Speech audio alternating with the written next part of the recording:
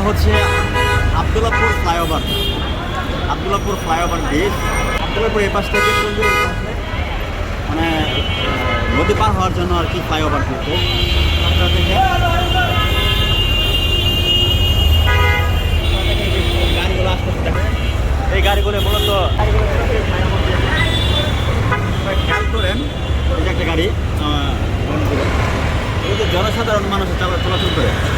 আপনারা রিসেন্টলি একটা ঘটনা হয়তো জানবেন, উত্তরা জসিমউদ্দিন এরকম একটা ফ্লাইওভার তৈরি হয়েছে, ঠিক সেম এরকমই।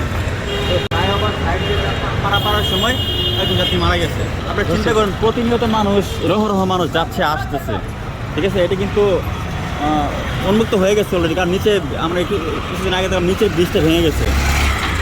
নিচের ব্রিজটা ভেঙে যাওয়ার কারণে সাইডে কোনো ব্রিজ হয় নাই, ঠিক আছে। না হওয়ার কারণে মানুষ যাচ্ছে আসতেছে। তো আমি ব্রিজের উপরে অবশ্যই একটা ইয়ে আছে, সিঁড়ি আছে, স্টেয়ার আছে।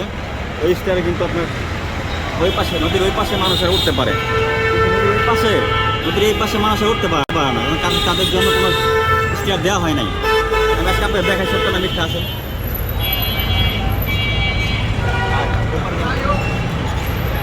ওই যে মোটর সাইকেল আমার নিজের কাছে ভয় লাগে,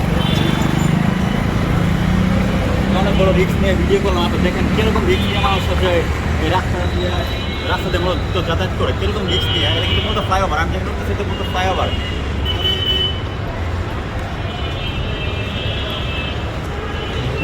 কত মানুষ আসছে,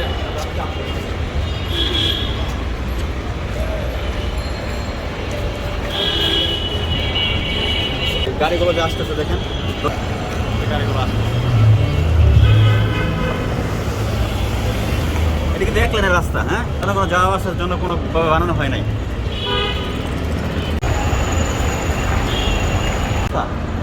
তো এভাবে কি অ্যাক্সিডেন্ট হয় না? ওই গাড়িগুলো কিন্তু ছোটো গাড়ি ছিল, মিনি গাড়ি ছিল, যেগুলো বড় বাস তখন ট্রাক যায়, তাদের কি যাওয়ার রাস্তা থাকে না। তখন কিন্তু যারা কেউ আছে বেশি স্পিডে চলে, তাদের কিন্তু একটা ঝুঁকিপূর্ণভাবে হচ্ছে যাওয়া হয়। যে আমি কিন্তু আবদুল্লাপুর ব্রিজ, আবদুল্লাপুর টঙ্গী দূরে ধরতে পারেন। এর পাশে হচ্ছে কি টঙ্গী, আবদুল্লাপুর নদী, নদীর এপারে কিন্তু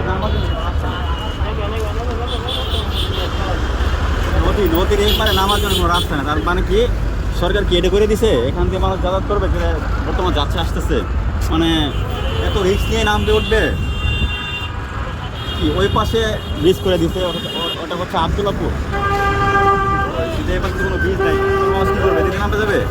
এটা কি বাংলাদেশের মানে কার মাথা, কোন ইঞ্জিনিয়ারের মাথায় এই বুদ্ধিটা হয়েছিল করছিল?